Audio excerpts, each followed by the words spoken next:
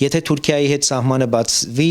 ինչպես պաշտպանել տեղական արտադրողին թուրքական էժան ապրանքից։ Մեր արտադրանքը պաշտպանելու բանալին փակ սահմանները չեն ամենևին, այլ խելացի կանոնները, կարգավորումները։ Եթե ներմուծվող ապրանքները ենթարկվեն խիստ որակական զննության եւ ծագման ստուգման, անորակ արտադրանքը մեր հայկական շուկա ուղղակի չի մտնի։ Պետությունը պետք է սահմանի հակադեմպինգային մաքսատուրքեր եւ պետական գնումներում հայ արտադրողի համար գնային առավելություն սահմանի։ Բացի այդ, անհրաժեշտ է աջակցել տեղական գործարարին։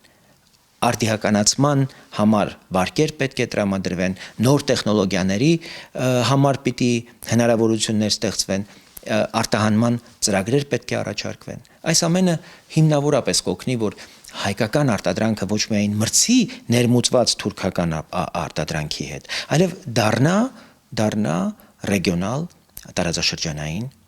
բրենդ։